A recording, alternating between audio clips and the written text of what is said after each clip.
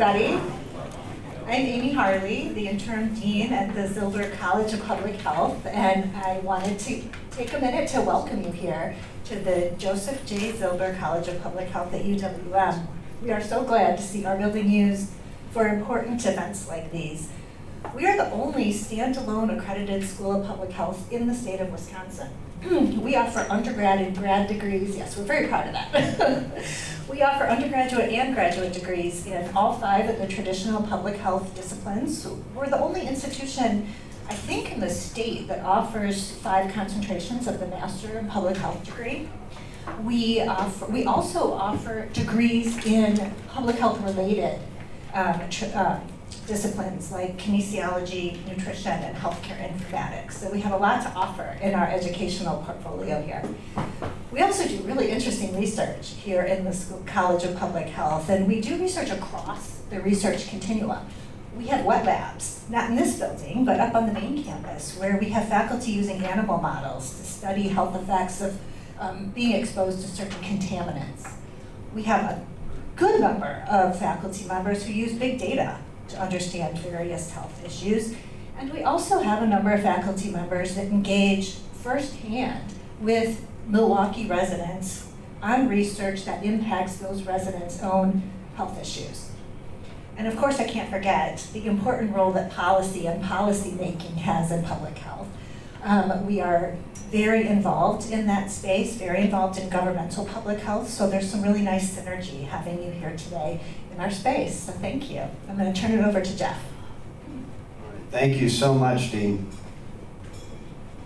So I'm Jeff Maris from WisPolitics.com, and we're doing this event today at UW-Milwaukee Zilber School with the Thompson Center. And you won't believe the Thompson Center is named after one Tommy G. Thompson, who happens to be here today. So Governor Thompson, I used to cover you when you were governor, and I waited for you at almost every event, and here you're on time, so I thank you for being on time. So, you've never given me a clean story. Oh, all right. Anyway, so the Thompson Center does events like this around the state at the UW system schools. The governor, of course, was the UW system president recently, and he's here today. We're going to get a quick recap of Governor Thompson's view of the debate last night. Okay, Governor, who are the winners and losers? Jeff, first of all, thank you, and I want to thank the panel, and really appreciative of all the people here. I was in 4 presidential debates. Never got out of Iowa.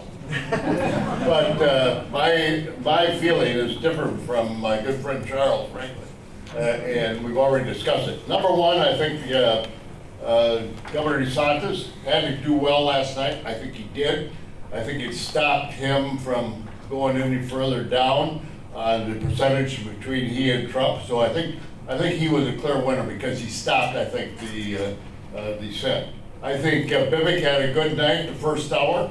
I think he was a winner. I think the second hour he became too sarcastic and too much of a smart aleck, and a couple of his terms I think are going to cause problems. Third, I think Nikki Haley had a really good night, and I think the fact that her question on abortion was probably the best of the night for anybody up there. Number 4, I think Pence, did not expect much, but I thought his spirit, and he was his most aggressive I've ever seen the vice president be. And his defense of the Constitution and having all 7 of his opponents said he did what was right. You just take that, put that in a commercial, and he'll do well. And number 5, Tim Scott, of course, did okay, but he's got a long ways to go. And I think the 3 losers, I think Asa, my good friend from Arkansas, probably wasted his money for coming up here. I think he probably should have done. I think my friend Governor Christie, who I served with, was too sarcastic and too bombastic, and I don't think the audience didn't like it. I was in the audience and they did not like it. And Doug Burgum, I thought, had a good night. I just don't see a path for him.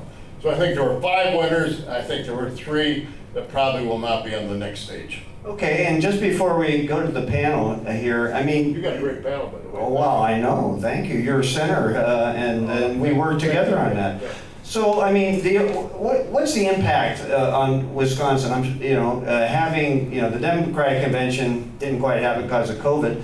And so now, but the RNC's coming in here, had this debate, having the RNC next year. I mean, what's your opinion of how that's going to help Wisconsin, boost Wisconsin? Because that's sort of in your wheelhouse. Oh, I love Wisconsin, as everybody knows, but I think the fact of the matter is that the eyes of the nation were on here. They saw a beautiful city, a city that's growing. They saw a debate, and they saw Thompson Center, which is outstanding. The acoustics were not so great for debate, but it was a great center. And the people, everybody I talked to that came in from Washington and around the state, a lot of people from Texas were here, they all said, the people are so friendly. And what a beautiful city, what a beautiful lake.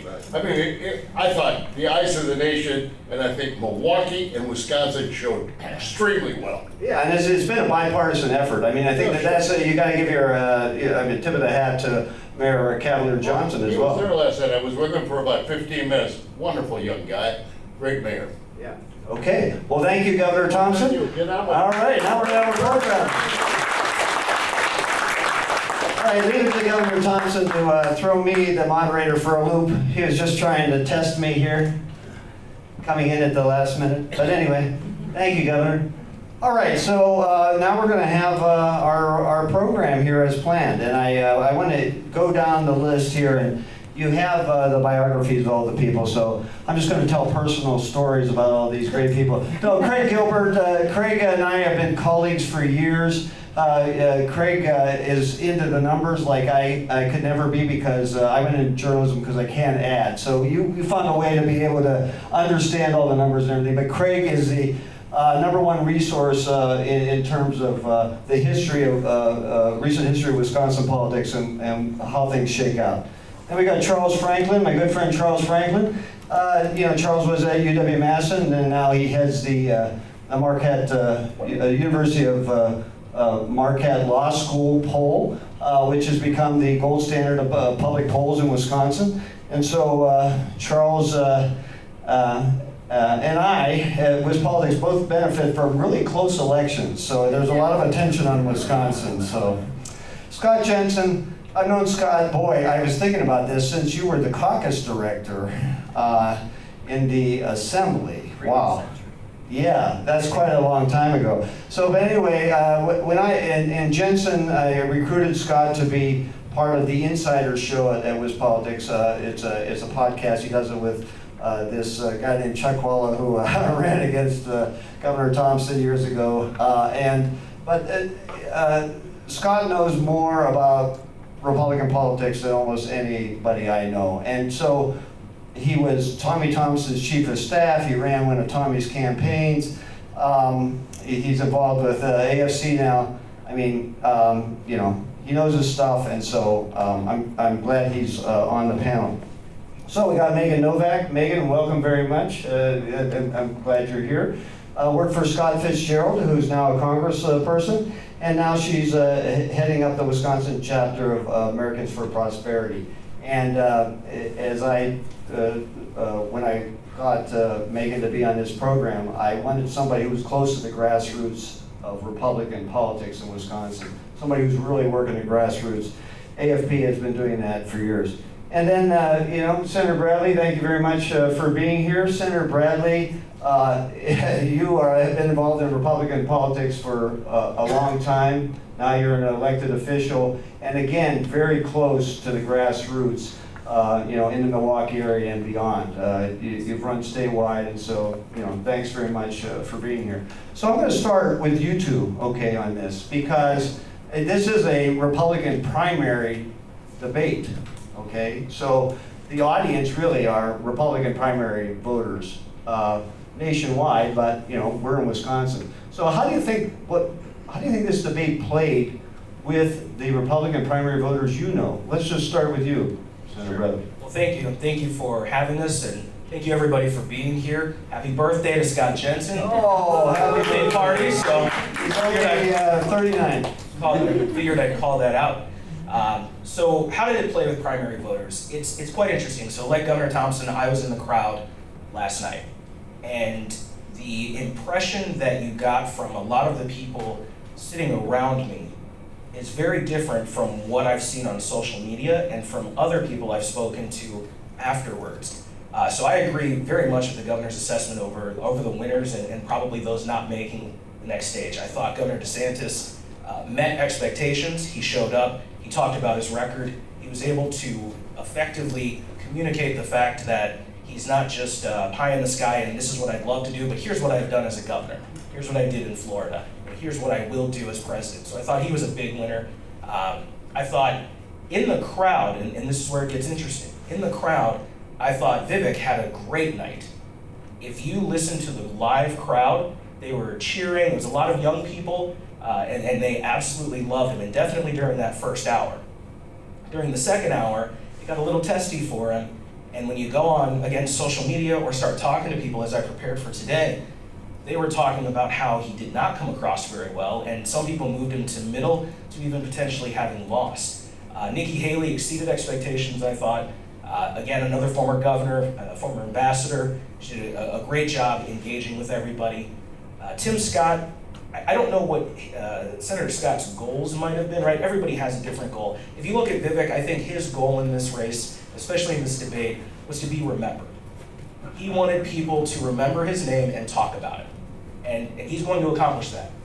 When they do polling again, people are going to say they've at least heard his name before. Senator Scott probably has some name idea already, but he didn't leave us with that memorable moment. That moment to say, Tim Scott, no, that's my guy. I thought Ron DeSantis, again, he met expectations, he left us with some of those moments, but I thought that's where Tim Scott maybe did not meet expectations. Okay, so I have to ask you, have you endorsed anybody yet? I have not. Okay, did you come closer to a decision after last night? I ruled out a couple people last night. Okay, well, don't be shy, I mean. Look, here's the thing, everybody's got the opportunity to still earn my vote. This is something that, and I'm glad we're talking about it this early, because as conservatives, we don't give our votes away. Our votes have to be earned. We don't do coronations, right? We do competition. And so every Republican that's running has got an opportunity to earn my vote. I thought Asa Hutchinson had a rough outing. I'll be honest, I didn't know a lot about Governor Burgum, but I can tell you, he sure showed some Midwest grit last night. The guy tore his Achilles, Yeah. showed up, he stood for 2 hours, he answered questions as he could or as he did, and that's Wisconsin, right? That's Midwest grit. You go to work, right? It doesn't matter if it's 100 degrees out or if it's 3 feet of snow and you got to go uphill both ways to school. You show up and you do the job. And so I think I'd give Governor Burgum another opportunity on the stage. And Governor Hutchinson, I think Governor Thompson nailed it. It's probably an expensive trip to Wisconsin, but we're happy to have him. What about the guy who wasn't there? He wasn't there. I have no comment on. I'm going to spend my time talking about the people that showed up. Okay. All right. So, Megan, what's the position of AFP versus Trump? Let's just sort of like say that in case I think that there is a position, right? Yeah. So we're looking for policy solutions. We're looking for a leader. We're looking for a candidate who can turn this economy around. Frankly, I mean, we're talking to grassroots voters and activists every single day across the country. We're in all 50 states, and the economy is the #1 issue, no matter what anyone else is saying.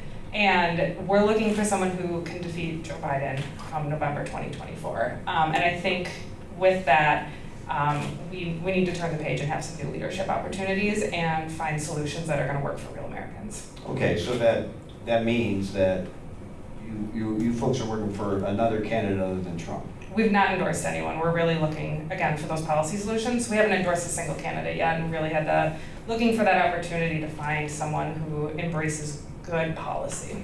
Okay, so what, I don't know whether you've communicated or had the ability to communicate with AFP members or activists after last night, but what kind of feedback have you gotten about what they saw and your feelings? Yeah, absolutely. So we actually had a watch party down in the 3rd Ward last night. So we had about 200 of our activists that came in and joined us for a watch party. So we could watch it together, talk about it, and hear the reactions live. So I think a lot of what Governor Thompson and Senator Bradley said were pretty much echoed with the activists that we were talking about. But the most interesting part for me was talking to our activists ahead of time, and they really wanted everyone to have an opportunity to speak. Almost to a T, every single activist I talked to said, I don't want to deal with the fighting, I don't want people to blow stuff up, I just want to hear what their solutions are, because I talked to a mom of 4 teenage boys last night, and she said her grocery bill is $200 more every week because of Bidenomics right now. Like, that's unaffordable for her and for people like her.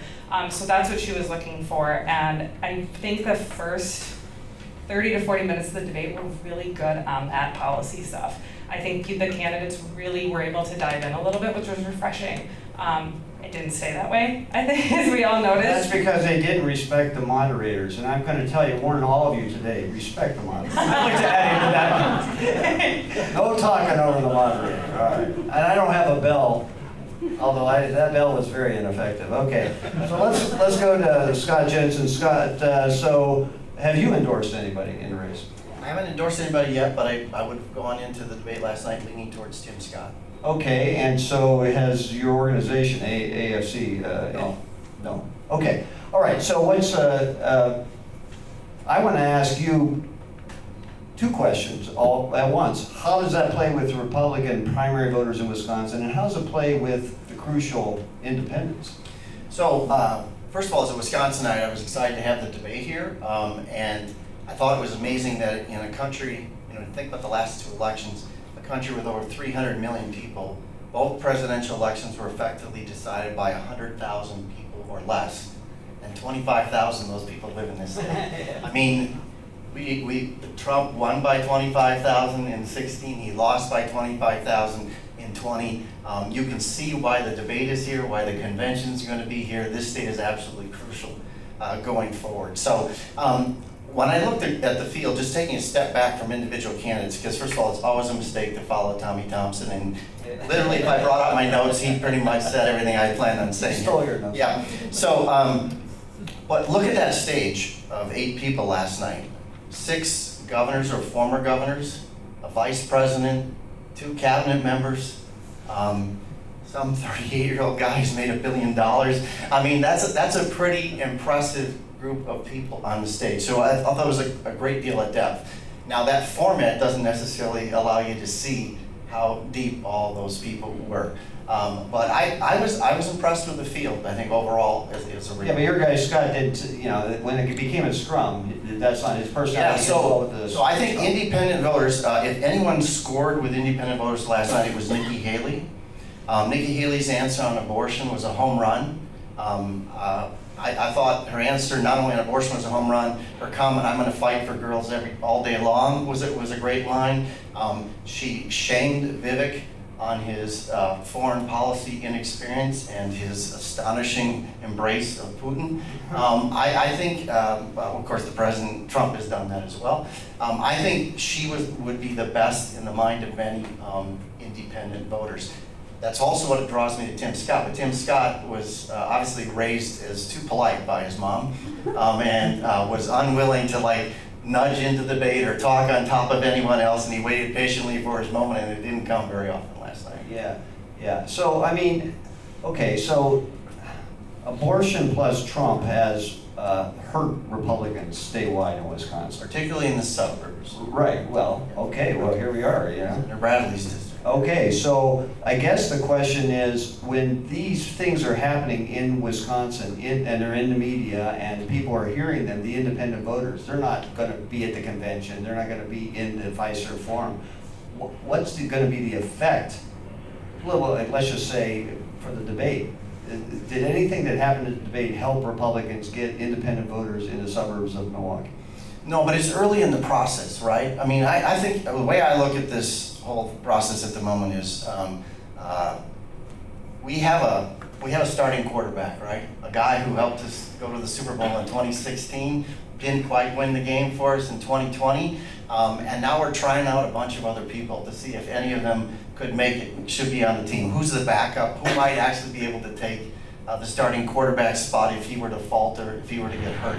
I kind of think that's the way this is shaken out.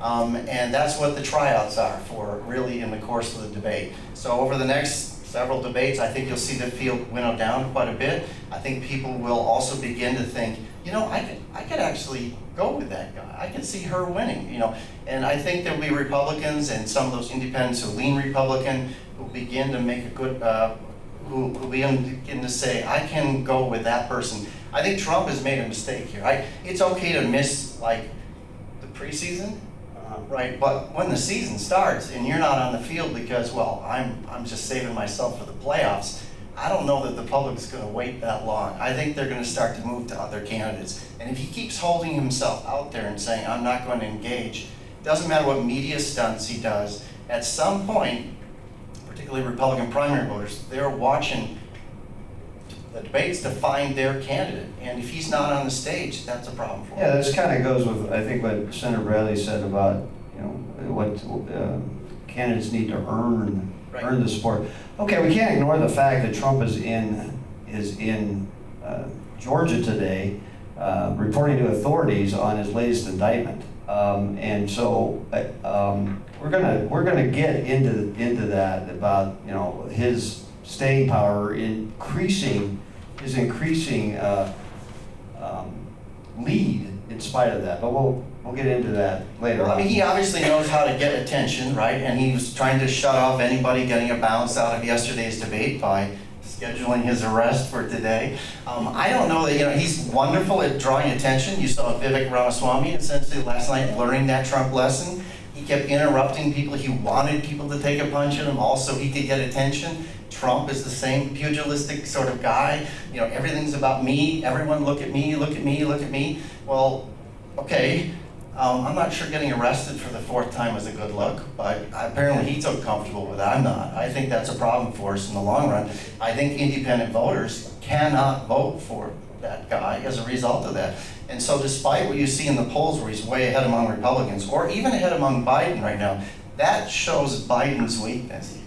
To me, it does not show Trump's strength. And I think independent voters, there'll be enough television ads that remind independent voters of all of Trump's legal troubles, and there'll be enough free media from all the trials going on that I just don't see how he can win over independents. You can't become president without winning over independents.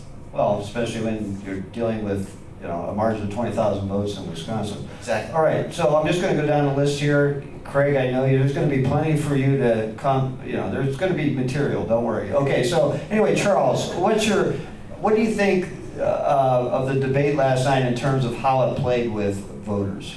Yeah, I think first of all, I want to say it's really important to focus on that Republican constituency watching. I agree with Scott about independence, but I don't want to get into the general yet. I want to focus on the primary. Especially given that Trump wasn't there last night, the premium was on being noticed. And I think Ramaswamy clearly won that battle in a pretty impressive way. I mean, in terms of total time, being the attention of both questions and retorts from other candidates. So I think that is, to me, the tactical success of last night. Here, I think DeSantis didn't have as good a night. My political judgment is not even this much in compared to Governor Thompson's judgment. So take it, remember, he won 4 races for governor. My last successful campaign was 3rd grade class president. So I won. In fact, I won re-election. So you're undefeated. You're undefeated then. I was plenty defeated after that. But so plenty of room for difference of opinion here. DeSantis, though, has been on a downward slide since at least March. And we haven't seen a period since March where his downward trend turned and started to come back up. So if we want to make this an empirical question rather than my weak opinion, I would say let's watch polling over the next 3 weeks. And do we see his decline start to come back up? In which case he had a good night. Do we see him continuing down and Ramaswamy be the only one getting the big bump up? That's further bad news for the DeSantis campaign.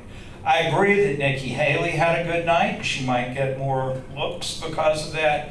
I'm surprised at Tim Scott, who seems to be doing tolerably well in Iowa, and that could still be his breakout, but he's got to get there. The next debate on September 27th, requires a bit more money in contributions, but I don't think that's a big barrier for them. But it requires you to be getting at least 3% in the polls instead of 1% in the polls.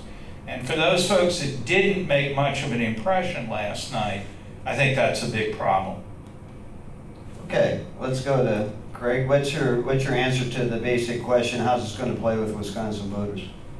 Well, first, let me just say, as a journalist and as a political observer, I really thought President Trump, former President Trump, even though he was acting out of self-interest and not appearing on stage, did a favor to the rest of the Republican field and did us a favor as viewers in the debate by staying away. I mean, I thought it made it a more less of a spectacle, but kind of a more clarifying debate. I thought we learned more about the other candidates than we would have learned. I thought it presented an interesting vision, of kind of, it allowed us to sort of imagine what the Republican Party might look like after Trump, but at the same time, a party, with, dominated and changed by Trump. And you had this kind of interesting contrast on stage between the way kind of pre-Trump Republicans talked, or Republicans talked pre-Trump. I mean, more traditional conservatives like Mike Pence, Nikki Haley, Chris Christie in some ways, and then very Trump-influenced Republicans like Governor DeSantis and Ramaswamy. So I thought that was just really interesting from the perspective of someone who's looking at where is the Republican Party headed. And also you saw this sort of struggle on the part of the field to even deal with Trump in his absence. I mean, the challenge for these other candidates is kind of building a coalition between Republican voters who like Trump and Republican voters who don't like Trump. And that's tough to do, and you could see, there were the rah-rah, pro-Trump candidates out there, particularly Novak. And then you had obviously frontal critics like Chris Christie and Asa Hutchinson. And then you had kind of in between, you had Ron DeSantis, who criticized the Trump administration's record on COVID. There were criticisms on spending. And then Nikki Haley, who made most explicitly, I think, the electability argument against Trump, saying, I believe she called him the most disliked person in America. So that was all really fascinating from my point of view. And I think, how that plays with Republican voters in Wisconsin, none of this is going to matter nearly as much as what happens in all the primary and caucus states leading up to Wisconsin, obviously. But I do agree that some of these candidates were speaking to different audiences within the Republican Party. Some were speaking, Nikki Haley was speaking actually more to an independent and general election audience than some of the others effectively, but also not so much a primary argument. All right, well, I'm going to follow up on this, though. I mean, if Wisconsin presidential election next year is decided with this relatively small group of independents and leaners who are straying from the party they used to embrace, how did the debate last night help Republicans get to those people, or didn't it? Well, again, I sort of agree with Scott that that's not really what the primary debate is about, but I do think when you look ahead to the general election, you could certainly argue that it's going to be a struggle for Donald Trump if he's the nominee in Wisconsin. There's plenty of evidence that he's got a lot of baggage in Wisconsin. I mean, he won an election, he squeaked by well under 50% of the vote, he lost a close election, but the party's record in statewide elections in the Trump era is not a good one, certainly compared to preceding era. And so I think that's, raises big questions about his electability in Wisconsin. At the same time, Republicans, have, they're not in bad shape on paper. I mean, you've got actually, a slight edge in party ID according to Charles's polling, which wasn't the case 10 years ago. And so it's kind of tantalizing for Republicans to imagine what another nominee, whether it's someone like Nikki Haley or Ron DeSantis, how they might do in Wisconsin. So this was billed, let's just go to Charles now. This was billed as a debate for second place. So who's in second place? I think DeSantis is still in second place, but where is he next week?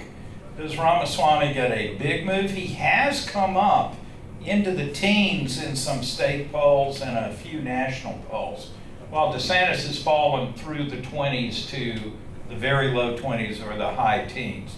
So I could see that order reversing over the next couple of weeks. But the problem with catching the car is, what do you do after you've got it? And there are plenty of candidates, in primaries especially, who got that moment of notoriety. They walked out into this spotlight and they suddenly got tremendous stage fright, tongue-tied, not knowing what to say.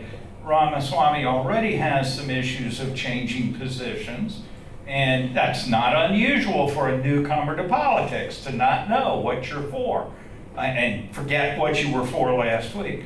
I'm not picking on him specifically. That's a generic point about newcomers. I think, honestly, Ron DeSantis has had some of that problem of how to translate success as a governor into clear and compelling positions on the national stage. So, again, newcomers to the national stage.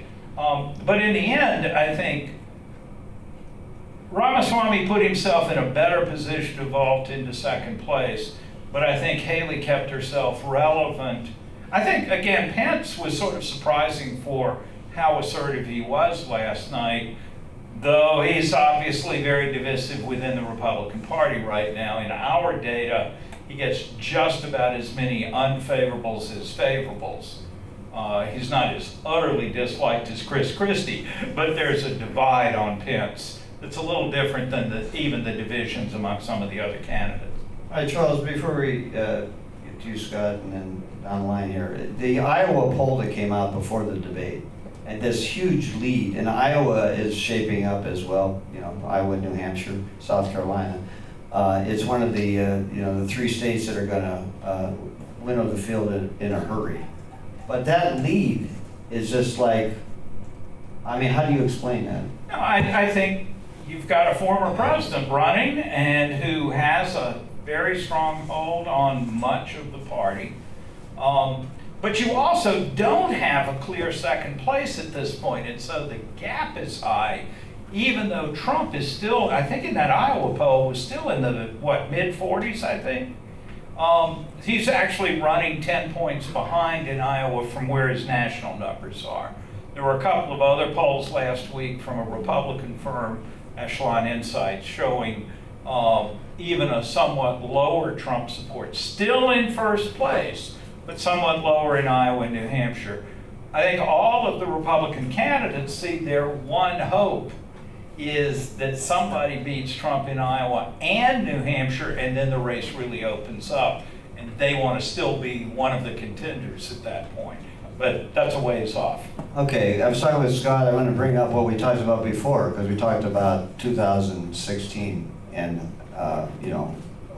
one person versus Trump instead of Trump versus a big field. Yeah, I mean, I think everybody will recall back in 2016 when Scott Walker, who had his moment in the sun and then began to fade and stepped out of the race and turned to his colleagues and said, the only way to stop this guy is for you guys to drop out and we just have one candidate against him. And he was absolutely right about the advice about that. But of course, every candidate thought they were the one. And so no one would drop out. And obviously then Trump only needed to go get 36% of the vote in a state and collect all of the delegates and move on to the next one. Except he didn't win Wisconsin. Because it was down to just, us really, at that point, 2 viable candidates. And we chose the other candidate, Ted Cruz. And then Missouri, which was not very much longer after that, also chose Ted Cruz. So you can see how, if the field narrowed, that would be big trouble for President Trump, who really isn't. He has a tentative majority among Republican voters, but it's squishy. And when you folks like you poll about it, they say, "Oh no, I could deal with DeSantis, or I could be for Nikki Haley." They're willing to move off of him. They're just kind of waiting to see who impresses, who that backup quarterback might be. Jeff, taking this from the debate last night, can I jump in and follow up on that? Well, at least you asked permission. He talked about me earlier. I'd like to. But yeah, exactly. Let's get at it here. Real quick, let's do the math. Among Republicans in both state and national polling, Trump has 70% favorable ratings. 30% are unfavorable, and that 30%, almost none of them are picking Trump as their first choice. But of the 70% that like him, he's only getting a total of 55% of the vote. So that's about 15% who are like Trump but aren't voting for him. If you somehow put all that together, Trump would still win 55-45. But it would at that point be a more competitive race. So I just wanted to get that math out because that's the sort of challenge. And I want to go back to one point you made earlier about Ramaswamy. This does look to me like a movie I've seen before, right? This is the shooting star candidate who is going to dominate the news for the next month or two, and then like Herman Cain and Ben Carson, we just kind of move on. And those folks will have their moment in their sun, and they'll talk about it the rest of their life, but they never were going to be president. And the same is true of Vivek Ramaswamy. Okay, I think somebody down here, I think it was Craig, made the observation that you had some sort of old school Republicans versus a newer brand of Republicans, or maybe the Trump-ish Republicans. I want to concentrate on the issues here, like, it's like we used to be able to define what a Republican was. Like there were a core set of issues. I'm not sure, it was, so what do you think last night helped clarify what the new core principles are, or are those in flux, or what? Go ahead. Or what's important to, go ahead, Senator. Yeah, I'm happy to speak on that. Thank you for the question. The core principles of the Republican Party haven't changed. They are still limited government, less government, get the government out of the way, right? We still have our other things. We are a pro-life party in general, right? We still support life, we support reduced taxes, we support less government. That's the core. We support the family. We support, as we joked a little bit earlier, the hand up, not the handout, right? Those core tenets of the Republican Party have not changed. The candidates may change, and how people feel about candidates certainly changes. But I don't believe the core morals and the core beliefs of the party have really changed all that much. I think those are minimum expectations from anybody that would call themselves a conservative or a Republican. We have seen a couple changes thanks to Trump. Free trade, no longer a bedrock principle for many of the Republicans who were on the stage last night. And the foreign policy has changed, right? There's an isolationist streak running through a bunch of those candidates, and Trump gave them that path. And others, that was not traditionally a Republican position. And even on the role of government, you saw some interesting differences. I mean, differences, for example, on the abortion debate over whether it should be addressed at the federal level or left entirely to the states. And even, with DeSantis' candidacy, you see questions about the uses to which government should be put, and should government be used aggressively to advance conservative goals, or should government's role be minimized? So I thought there were some interesting wrinkles there, in addition to the biggest divide, which was foreign policy, which was Ukraine and the role of America in the world. I think that's why I appreciated when Nikki Haley called out some of that spending. I thought that was a really powerful moment for her to actually call out and say, here's the difference, because as Senator Bradley said, limited government and limited spending is a core Republican principle and what a lot of the Republican Party believes in, and we didn't see that through the COVID spending times. And I thought that was a really strong point that Nikki Haley made when she called that out and was willing to differentiate herself there. You mean when she was pointing out that rose under the Trump administration? Exactly. Right. And so, but maybe she is bridging the two, maybe, I don't know, I call them wings of the party, or the two histories of the party recently. Maybe she's able to do that. Plus, being the only woman on stage, I think that certainly would help, right? I loved her line quoting Margaret Thatcher. I thought that was, and I mean, she did. I thought she had a really strong presence on the stage where, like, when she said that, I mean, it was probably a planned response, but it was powerful because it was true in the moment. Right. And she really was offering solutions, and I thought that was good.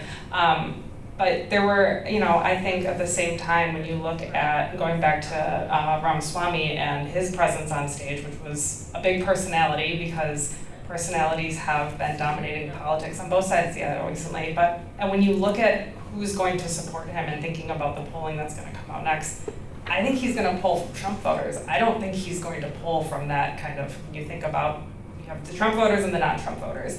I don't think he's pulling in non-Trump voters, so I think we're going to see a dip in Trump's numbers because those people got to listen and see Ramaswamy and are drawn to that big personality on Right, okay, so you had your watch party last night. What was the chatter? I mean, was the chatter all about Ramaswamy? Was the chatter, I mean, or was it just divided, what was the chatter about? What did it center on? I'd say 3 candidates centered around. I think it was, people were impressed with Nikki Haley, because I think a lot of people just hadn't gotten a chance to know her yet.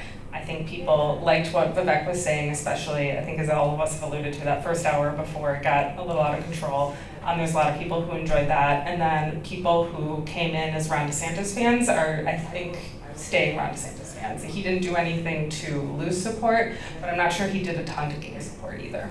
All right, you talked about the economy also as being, I mean, you mentioned that was you liked the way that the talk about the economy happened at the beginning before things kind of disintegrated. But I mean, is that the number one issue for Wisconsin Republicans, do you think, the economy? And what part of the economy isn't working?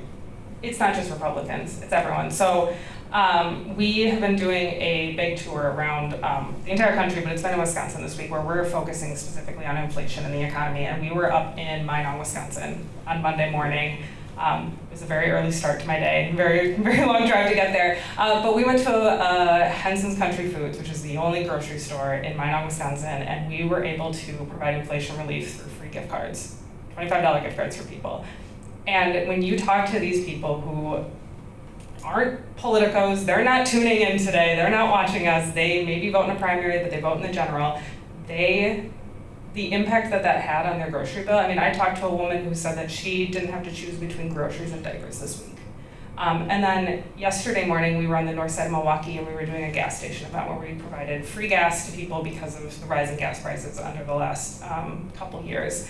And it's the same thing. I mean, that is the number one issue on people's minds. We're on the doors every day, we're on the phones every day, talking to voters about what issue they care about. And I would say probably 70 to 75% of the time, it's the economy and it's inflation specifically, especially grocery bills and utility bills. Okay, right now. so there isn't a Democrat on the panel because we're primarily talking about a GOP primary. But the Democrat would say, well, the numbers, the economic numbers are really good, right? And they think Biden's numbers are a strength in terms of the unemployment rate, the inflation rate is down, and wages are up in the lower tiers of the lower economic or employment sectors. So that's just not those numbers are wrong, or the experience of the voter is just totally different, or they're only remembering the bad times. What is it? No, I don't think they're remembering the bad times. I mean, the numbers might be right on paper, but when you're actually talking to people who are real humans, and you hear those stories, you cannot say that Bidenomics is working for the average voter. I mean, you just hear it every day on the doors, like I said.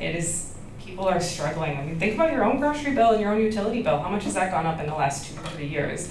And I think to an extent, too, President Biden's message, and what he's going for, is thinking and hoping that people are used to it, and so it doesn't sting as bad. And that's what he's hoping for. But when you think back over 2-3 years now and how much it's compounded, the inflation rates, it's a big deal, and that's where people are really focused. And we need to, frankly, our organization, remind people that it has been 3 years of compounding inflation, that it's unaffordable.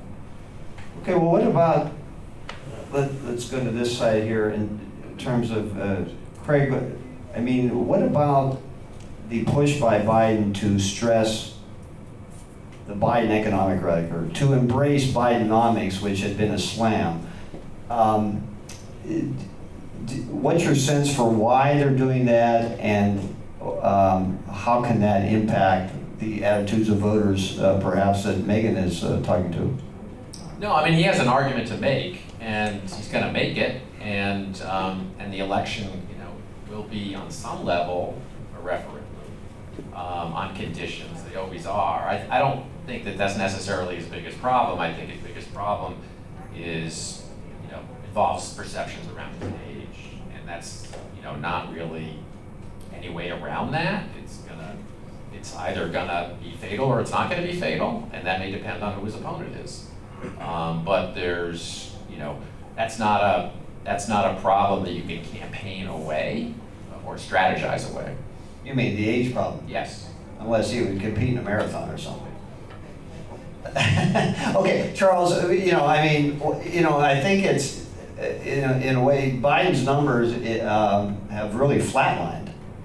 And so it's sort of like, I think that this is very disconcerting to some Democrats who, right? And, but the Bidenomics thing, I think, has encouraged some Democrats. But what's your view of what success that might have, given, some baseline numbers look pretty good? Yeah, I think the way you said it, a source of concern for Democrats is dead on. Well, that's understating it. Well, flatlining has a two-edged sword, though. It's flatlined in the sense that it's not gone up, but it also hasn't cratered further. So he's, in overall job approval, pretty consistently in the low 40s nationally, and about the same here in our polling. As we saw with President Trump, who was in the 30s and low 40s, and for much of Obama's 8 years, at least the middle 6 years, he was in the 40s, maybe a little bit higher than Trump or Biden, but not hugely more. And that big change that we saw during George W. Bush's administration, where the out party now despises the president and nothing good that happens will raise that approval, and of course it can't go down below zero. It means that much of that Obama period was low, not because independents had really cratered, but because Republicans were below 10% almost the entire time. With President Trump, Democrats never had him over 10%, so he couldn't push that up, and with Biden, it's, again, Republicans below 10%. So approval maybe doesn't have quite the bite that it used to be. On the other hand, considering crossing over to vote for the candidate of the other party is harder now than it was. Though we're seeing it sort of symmetrically. We're seeing maybe 5% of Republicans that would vote for Biden. If you had to choose, how would you vote? And among Democrats, it's about 5 or 6% at most that would cross over to vote for Trump. So this is where Scott's point about the vital independents come from, is one of our polls, Biden will be up a bit with independents. Another poll, it'll be Trump up a little bit with independents. I expect that to fluctuate all through November. Yeah, and the deciders are the people in both these last presidential elections who dislike both candidates. I mean, it was, I think in the Wisconsin exit poll in 2016, it was like, some significant minority of the electorate disliked both Clinton and Trump, but Trump won them by 20 or 30, 40 points, something like that. And that's what carried him through in Wisconsin. In the national exit polls in 2020, Biden won the voters that disliked both Biden and Trump. So, we're used to, as political observers, we're kind of used to a world in which, the approval of the incumbent is a barometer, the right track, wrong track is a barometer of whether the incumbent's going to get reelected or not. Negatives, having a higher negative than a positive is fatal, and none of that stuff really applies anymore. I mean, we're seeing candidates with negative ratings win elections, and we're seeing candidates win elections or incumbents win elections when most people are unhappy with the way the country is going. I think the rebranding that the Biden administration is trying to do is aimed at upper middle class people in the suburbs, because they held a bunch of those folks, and that it was a winner for them. And upper middle class people in the suburbs hold stock portfolios, and they actually are doing okay as a result, and they're still in the house they've been in for a long time, so who cares what mortgage rates are. But if you are below that level, you run into the people that these two were just talking about, people going, 5%? They're used to, my mortgage is 2.7, right? I mean, these people, my kids who are starting to look at things like that, what is it, 8% to get a mortgage? That's a lot more money to buy a house. And if you look at what part of inflation is fastest rising, it is groceries. So that hits people every day for whom they were on the edge. They don't have the margin that us upper middle class, overeducated people have. Their numbers don't work if you just keep knocking them up a little bit. So this goes though with for the guy who who lit the fire that got us to like 10% inflation and say it's down to 7%. Bidenomics. Well, I think most people are kind of like, yeah, it's still too expensive. What are you taking credit for that for? So you think it's a losing argument? I think it's one they have to make. They have to make it for the upper middle class folks who are kind of going like, well, I just adjusted to it. Yeah, can't believe every time I go to the grocery store it's a little bit more than it was last time, but it doesn't kill them, right? Whereas other people are making decisions about what they have a problem with the working class, which is increasingly Republican, as you know, and the upper middle class, overeducated folks in the suburbs are increasingly Democrat. Right, I guess I was just gonna make that point, that you know, the switch in, you know, the working class voter is now, Republicans are appealing to them in a big way, and that's a Trump phenomenon. So we're trying to figure out how to get those voters back, and that's what the branding campaign is about. They're trying to find a way to hold them. So I think Craig is correct in saying age is the president's biggest challenge. I wouldn't call it a fatal one, because that would be Fatal. yeah. I would say that the press is underplaying the Hunter Biden problem, because that one's not going away. And the sort of stories that are getting uncovered in Washington about this, it's okay that the media doesn't cover it, because that will be paid ads. There'll be hundreds of millions of dollars spent to remind people of the shady dealings there in that family. When the grandchildren are getting paid by foreign governments, okay, I don't know which one of those kids is an international relations major or something, but they're not really providing advice to foreign governments. Why were they getting paid? And I think those arguments are not going to go away either. So I think it is possible that neither party nominates the front runner at the moment. So everyone's like, oh my God, how can we have a presidential election where 70% of the voters say, I don't want Trump and Biden to be the nominees again? Well, often the voters get their wish, right?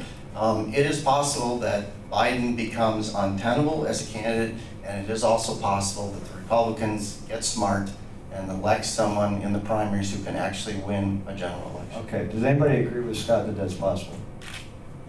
Yeah. Should I tell everybody to raise their hands because? No, we're adults, we're Well, not. that never goes well with a moderator, but anyway, okay. Do you think that that's possible?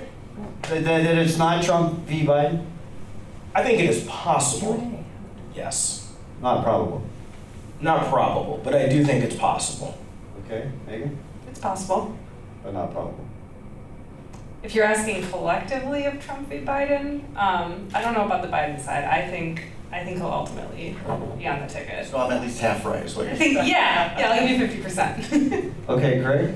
No, I think it's conceivable. I mean, it's another way of saying that there's just giant X factors at work here on both sides. Charles, does the Hunter Biden stuff show up in any polling? We've asked about that, at least in the July survey, questions about his plea deal, which fell apart.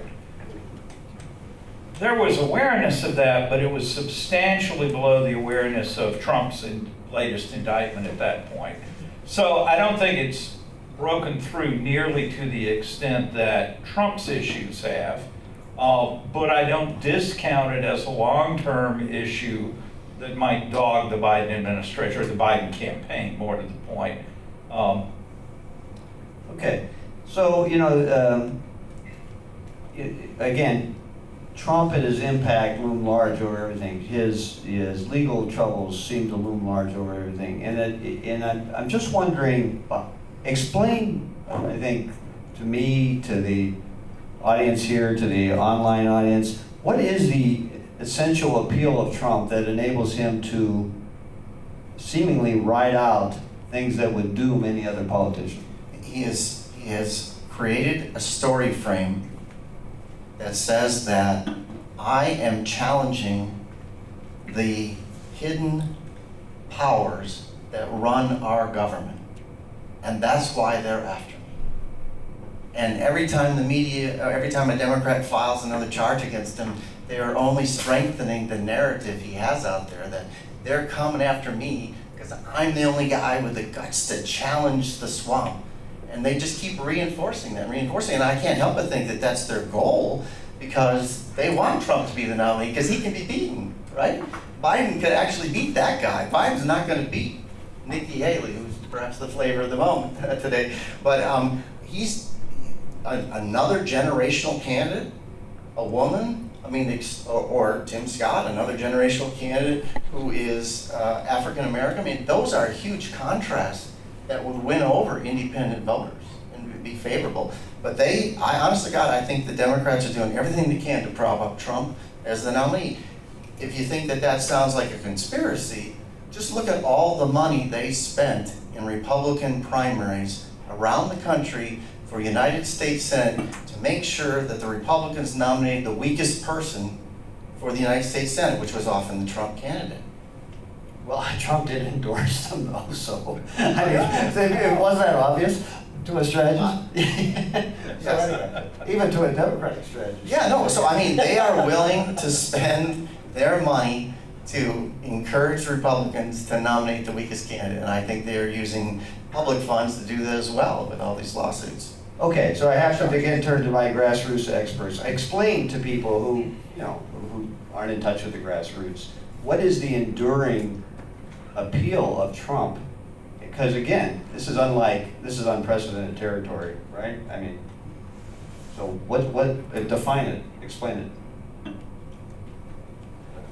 I can go. Okay. I think a lot of what Scott said is accurate, and I think adding on to that, when he's making that contrast, and then we have the plea deals for Hunter Biden at the same time, it's a comparison game of people being treated differently, and I think that continues to appeal to some voters, but it's not. There's a lot of soft support for Trump too that we've been seeing. A lot of people who are really willing to and wanting to consider an alternative candidate, even if they think that maybe former President Trump had been treated unfairly. But there's a lot of consideration for alternative candidates right now. So it's sort of there's like a loyalty factor at work. Am I right about that? Or it's not loyalty, it's like, well, we don't want to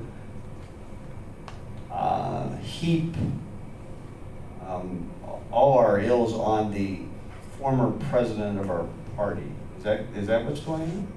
Or I'm misreading what you said? I think loyalty might be too strong of a Okay. word, but I don't have an alternative word. Okay. That's all right. All right, Senator, define for people who don't, maybe aren't Republican activists or Republican voters. What's the appeal? Sure, so let's talk about 2016 in the primary. So Ted Cruz overall won the state. However, Donald Trump won out west, right? So yes, Ted Cruz won southeast and the overall state, but Donald Trump did win delegates, and he won them out west. And the reason was people perceived him to be honest, right? Regardless of what he said, nice or mean, it was honest. And that attracts people. People want authenticity. They want you to be a person, a human being. They want that honest interaction. And there are people that see that with President Trump, and they stick with him because they say, as Scott mentioned, several of the reasons of the narrative that's been painted and how every time there's an indictment or something along those lines, it reinforces it. And they look at Trump and they say, at least he's honest with me. I might not always like what he says, but he's honest with me. And I think that really, and you have to combine a little bit of showmanship as well, right? He is definitely a showman. He knows how to interact with people, and it gets people's attention. It turns off a lot of people, but it also turns on a lot of people, and it gets them behind him. I mean, his brand was built with 8 to 10 years, however long that television show was on, where he became, the brand was right there, right? He tells it like it is. He's the guy who knows how to make the tough decisions. He's not afraid of the blowback. That was all part of that television show. It was free media for him for a decade. No surprise then when he stands up on the stage and people go, well, he's not experienced. Us insiders say he's not experienced, he's not going to last. Oh yeah, he is. He had a 10-year head start of free media telling people who he was. Yeah, and as he famously said, he could have shot somebody on Broadway and not been charged or convicted for it, right? Fifth Avenue. Well, then now. Okay, I'm sorry. Right. Yeah, right. But he would be charged this time. He wouldn't be convicted. Yeah, right. But he would be charged, yeah. Okay, we have some time for some audience questions here in the room. So if you have if you have a question, we have some mics in the back. We'd like to record you. So So raise your hand and somebody will come talk to you. Go ahead, sir, if you're ready. Say your name and where you're from.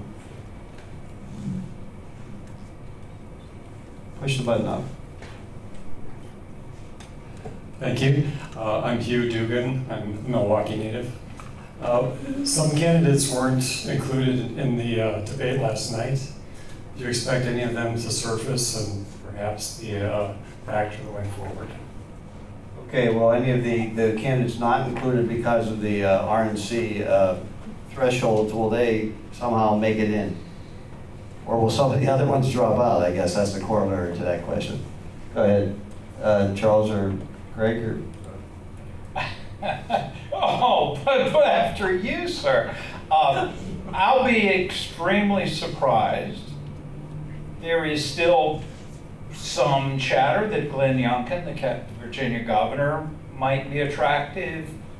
Some talk about Brian Kemp of Georgia, the governor there. Both of them have had really successful gubernatorial campaigns recently, but they've both been very reticent about getting in the campaign.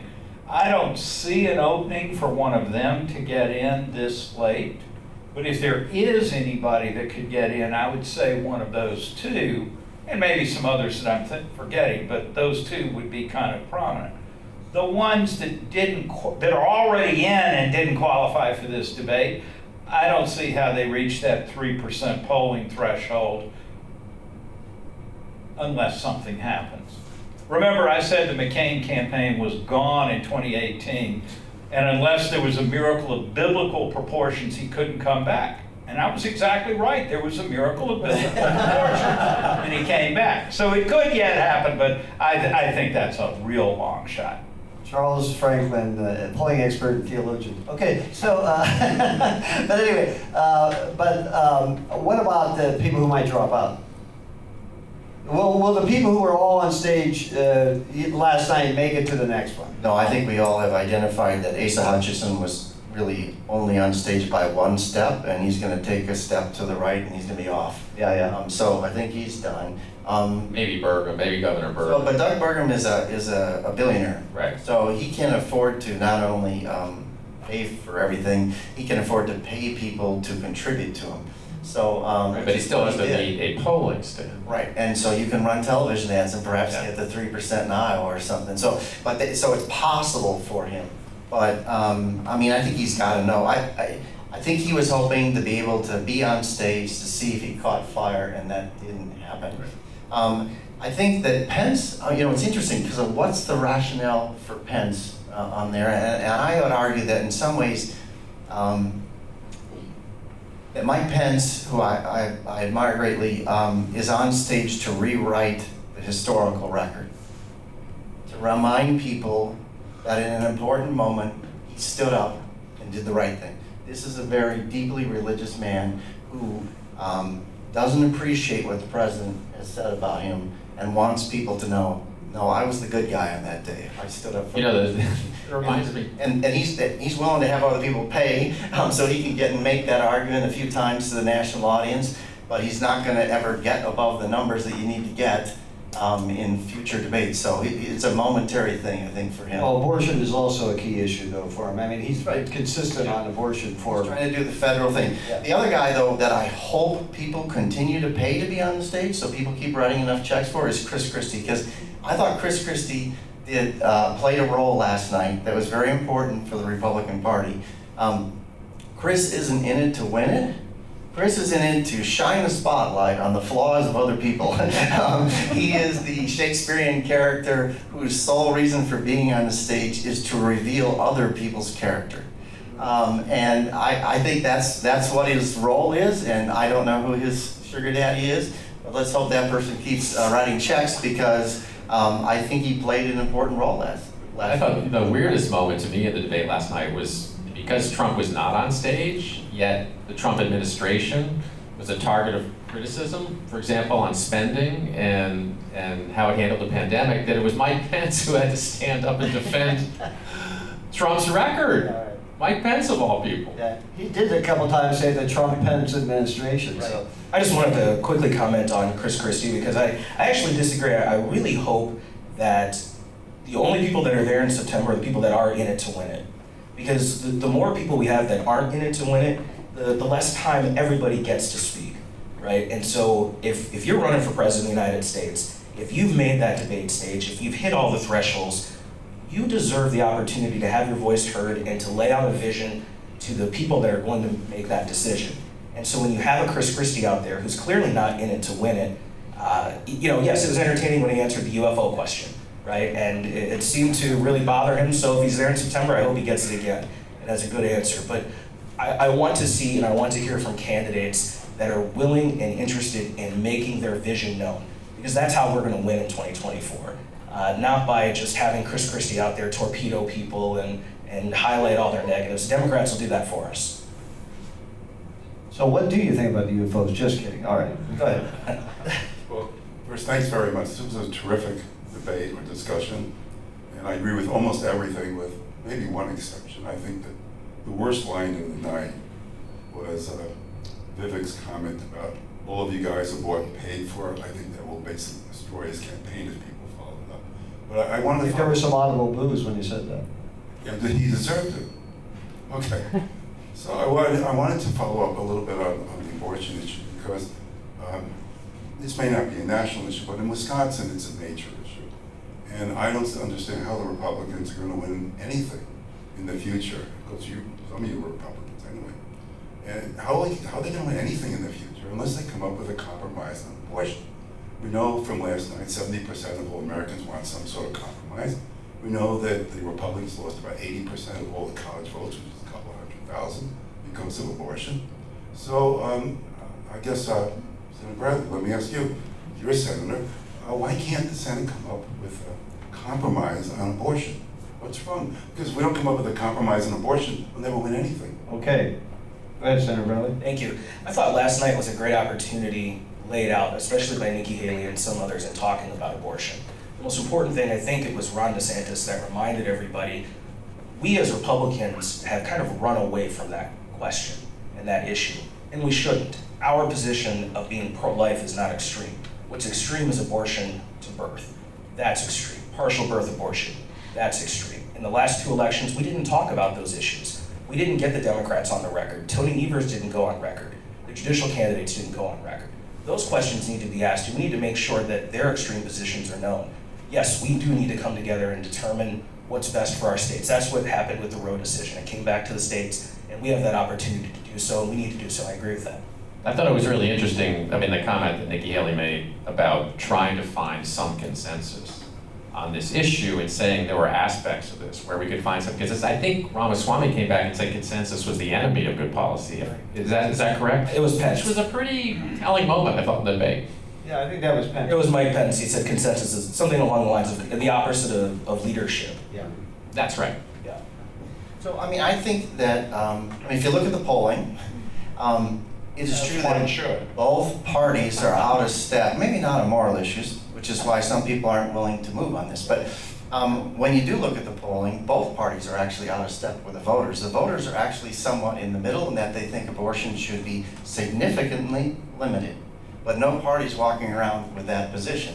We, as Republicans, we'd love to outlaw it. The Democrats would love to make it legal right until the day before a child is born. Neither of those positions actually sell well with the voters. The one thing, again, I'm trying to say a couple provocative things here today. No one's going to buy my view that we're going to end up with two nominees other than Trump and Biden. I already said it. They didn't say you were crazy. They just said it was possible, not probable. So yeah, you could be a leader on that. Here's another one. I think it's possible that the Wisconsin Supreme Court might hand the Republicans of Wisconsin the answer they need on abortion. Because if the Wisconsin Supreme Court overturns the 1849 law, which is effectively a complete ban, you should then go back to the other law that the Republican legislature gave us, which is what, 20-week? I believe it's 20-week ban, which is among the most, that is where the median voter is in America. They could actually screw up in some ways by getting rid of the 1849 ban and giving us the 20-week ban. And if that happens, now mind you, they'll then challenge that for some reason, but for that brief shining moment, we would, as Republicans, be standing exactly where the voters, the largest number of voters are. And then just to kind of follow up on the question on pro-life, it's very important that we as conservatives do a better job messaging what pro-life is, because it's not just pro-birth. We get hit with that constantly, and we saw our candidates run away from talking about it. But being pro-life is supporting women after the birth of their children, and being able to support the children after their birth. If we want to change people's hearts and minds, we have to do it with our actions, not just by changing the law. And I think that's where our biggest opportunity is going to be. Okay, let's, time for a couple more questions. Good. We want to have you mic so we record everything. Say who you are or where you're from, please. Matt Lee, Milwaukee, Wisconsin. Question to follow up about the policy positions of the Republican Party. Have they changed? I mean, it seems like we're in this populism versus policy personality. And I hear a lot of Republicans say about certain candidates, including President Trump, I don't like his personality, but I'll stick with his policies. However, a lot of his policies are not traditionally conservative, especially the things you pointed out. And most recently, I think on his interview with Tucker, talked about a 10% tariff for goods coming into the United States. How far will, I mean, is this a real test of whether it's personality or policy? And do you think the Republicans have really moved to populism, especially the base? Okay, so this is for the Republicans and for everybody here on the panel. Who wants to take a wrap at that one? I think personality has always been a part of politics. I mean, it's the age-old test of, can I have a beer with that candidate? I mean, that's been true for decades. That's the initial gut reaction people get before they even get into the policies. So I think that's important to remember. I think personality has become a larger portion of what we talk about as political analysts, what the media talks about and focuses on, which is then translating to what voters are focusing on instead of on the policies. I don't know if I'm even answering your question at this point, but I think that's just an important part to remember, but that we do need to get back to what the policies are, and I think there's some very clear differences between some of the populist movements and what the more traditional free market principles are that frankly, I think we should be focusing on, and I hope that we see continued trends back towards that, more towards those free market principles as we continue through this debate process. And there was some glimmers of hope last night that I think we saw. Okay, Senator Bradley, populism or policy? I think Megan nailed it. As a politician, I know I'm supposed to talk a whole lot more, but I think you nailed it. Well, we're going to give you kudos for that. You're under the time limit. That's perfect. Personality has always meant more for executive offices than for legislative offices. So quite often it matters. Wait a minute, some of us have great personalities. I know you do. Rare exception. But a lot of voters down ticket where the positions of the candidates matter. But for those folks in the middle, really a lot of independent voters, the personality is extraordinarily important at the executive level. And you see that in governor's races, you see that in presidential races where the personality is important. And now you're going to tell me what about Wisconsin's governor's race, but that was key. What about Wisconsin's governor's race? Tony Evers' personality was boring, and that was exactly right for the times. That's what was needed. Biden's personality was boring. That's what people wanted after Trump, right? Trump was, everything was in movement, everything was chaos, and they're like, okay, seems like a nice old grandfather. We could probably trust him for a while. So personality has always been key in those executive things. I am concerned, Doctor, about how the country has, how the Republican Party has moved. I mean, you could argue that the tariff proposal is an old school Republican proposal, but I think the last Republican president to support that was 1920. So, I mean, 1860 to 1920, Republicans were the party of tariffs. Then we became a free market country, or a party. I'm alarmed by the movement away from free markets. I am particularly alarmed by the isolationist foreign policy, not only because I think it's the wrong policy answer, but I think historically, isolationism for Republicans has been a loser. I mean, Woodrow Wilson might have won on that, but we haven't had anybody else win since then saying, I'm going to avoid foreign entanglements. I'm going to not talk. I'm not going to push back on bullies. Well, yeah, but that's what we saw, I think, last night, was that the Pence Everybody and jumped up. right, versus on the Ukraine question. And I thought Nikki Haley just shamed him, really. I mean, and rightfully so. I mean, the notion that Trump and Ramaswamy are embracing Putin. My God, how many more people does he have to kill before you go, oh yeah, well, he might actually be evil. Day of the debate, even. Okay, yeah. Yeah, right. Yeah, just don't fly in a plane. Okay, any other questions? Right here, I guess. Oh, all right, Bob. I knew you'd be here. All right, go. Bob Spindell, I live in Milwaukee. This is getting back to DeSantis again.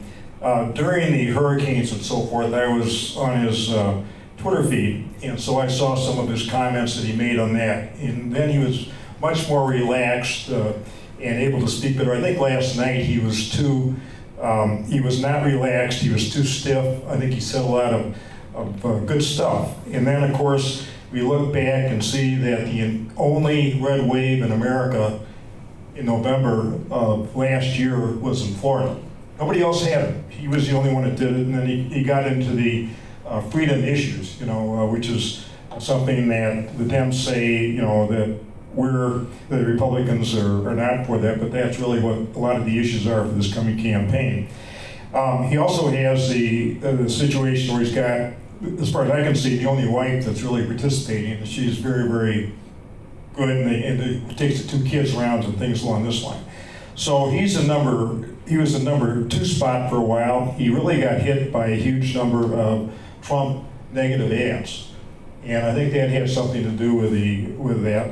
But I guess what your thought is, even though he's said some bad things about Trump and vice versa, do you see him as a positive? If Trump gets a nomination and he sees that Trump can win, do you see him as a possible vice presidential pick for Trump? And then if he did, he of course would be, if they all won, he of course would be the front runner 4 years from now to be. Unfortunately, he can't be. Oh. Donald Trump is now a Florida resident. Oh, I understand. And you cannot have 2 people on the ticket from the same state. So the Constitution says that your nominee for president and vice president have to be from different states. So when Donald Trump changed his residence to Florida, he's screwed.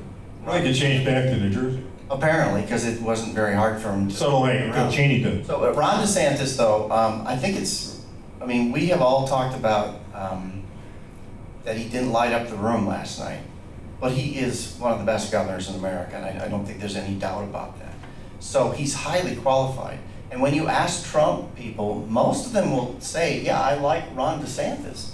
They're not like checking him off. Trump is their preferred candidate, but they're okay with DeSantis. So I think, if we can figure out a way to, make this a one-on-one race, a significant number of people will switch to Ron DeSantis as the guy who can win and the guy who's competent. But he doesn't have, and I know this from friends who work in his campaign, they think the world of the guy, but they're like, yeah, he just doesn't light up a room. Like, he's one of those candidates who, when he walks into a room, he kind of wishes that the spotlight wasn't on him, and that's a personal quality, but it doesn't make him, it hurts him as a candidate, but it doesn't hurt him as a governor. He's one of the best governors in the country. I mean, he's a great illustration of the idea that these campaigns are a great personal test. I mean, they're a test of your personality, they're a test of your character, they're a test of your political skills in a way that campaigns for other office aren't. And, there have been questions raised about his likability, does he have a human touch? Obviously, there are debates about his record, but he's going to have tons of opportunities. I mean, he's not in a bad place. I mean, he's got positive ratings among Republican voters. We've got more debates to come. We're going to have, get into Iowa and New Hampshire. He's going to have opportunities to meet that test, but he is going to have to meet that test and pass that test for Republican primary voters. Okay. What about vice president, you see? Okay, so who else is were there tryouts for vice president last night too? Anybody? Go ahead, Senator. Yeah, it was definitely. I think that's what Ramaswamy was really doing, right? Like I said at the beginning, I don't know that his goal was anything but to make sure people talked about him afterwards. right? Good or bad, they remember his name, they might even be able to pronounce it, and they remember that he got engaged and that he was bombastic, right? So I think if anybody was auditioning, it was quite possibly Ramaswamy. I don't think, regardless of residency, I don't think Ron DeSantis would be interested in the vice presidential role. I don't think Mike Pence would be interested. I don't think he's going to go there again. Right, so I think there's a few people that we could probably rule out. I mean, I think it's, though they would say they were not running for vice president, I think it's clear that Nikki Haley cleared the bar last night for consideration for that. And I think over time, Senator Scott is also going to clear the bar for that. Those two are very attractive. By the way, just think about that last night on that stage, we have 8 candidates, right? 2 are Indian Americans. Indian Americans are one of the Democrats' strongest constituencies in this country. Having one of them on the ticket would actually be valuable to us. And Indian Americans are actually moving off of their traditional position of being hardcore Democrats. And again, we keep eroding the Democratic base, Hispanics, African Americans, and the next wave is going to be eroding their support from Asian Americans. Okay, the final question is right down here. I'm going to go into the well. All right, go ahead.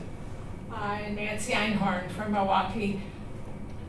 If a miracle sort of happened over the next 5 or 6 months and one of these people won enough primaries or did well enough that it was that Trump is not necessarily going to be the nominee in up until the convention perhaps or something, what would the Democrats do? Would they abandon Biden, President Biden, and where would they get somebody at the last minute that would be a candidate? Would they do that? Would they try to replace President Biden? So my big worry would be, what would Trump do, right? If Trump gets beat, does he decide to run as a third-party candidate? That would be scary for Republicans. On the other hand, for Democrats, the longer they wait till they come to the conclusion, ooh, Biden may not be the right guy by November of next year, they have a problem because, of course, if Biden were to say, due to health reasons, I've chosen not to run for re-election, Kamala Harris is not a winner. So they can't, I mean, they're going to have to ditch the African-American woman to find someone who's a stronger candidate, which is a huge base problem in the Democratic Party. I mean, it's next April or next May or something. Okay, everybody weigh in. This is our last chance. Yeah, I'll start. I don't know that they would ditch Kamala Harris, the vice president, because if you take a look at all of the branding from the Biden administration recently on the campaign, they've started adding her name back to everything. So you're seeing Biden-Harris, and I think they're doing that very intentionally. And what we've seen, and we talked about it a little bit at the beginning with coronations, the Democrats, we saw it in the Senate race here in Wisconsin in 2022, they love to coronate. They love to pick a candidate, everybody drops out, they don't go to a primary. I would not be surprised if that's what they're doing, keeping an option open with Kamala Harris, and that's who I think they would probably just go with. He would delay until it wouldn't be feasible for anybody else to get in. And so the vice president would become the Democratic frontrunner. All right. Wow, we're really spinning out this scenario. Okay, go ahead, Craig. And well, I mean, there is no plan B right now for Democrats. It's interesting that there hasn't been, that's not shocking, but it's interesting that there hasn't been a challenger, a credible challenger within the party emerging, like there was to Lyndon Johnson and Jimmy Carter when they were incumbent presidents. And it's interesting to think what could happen or what might happen if that were to occur. But right now, it doesn't look like it's going to happen. And so I just don't see any kind of fallback plan at the moment for a non-Biden scenario. okay, well, I think we have to wrap it up. We're at our appointed hour. Let's thank our panel. Weren't they great? And Alex Talk is here. Alex is the director of the Thompson Center. Say hi to Alex and give him a round of applause. Sorry, Alex, you were overshadowed earlier by this guy named Tommy Thompson. I'm sorry about that. He does do that to people. All right. Anyway, really appreciate you coming out to this event. Look at WisPolitics.com for future events. Go to the Thompson Center site for their future events. We're also cooperating on a event up at UW Oshkosh September 13th on electric vehicles. So check that one out, and hey, you can always drive up to Oshkosh too. So thanks everybody, and this is Jeff Mayers from WisPolitics signing off, and we'll see you next time.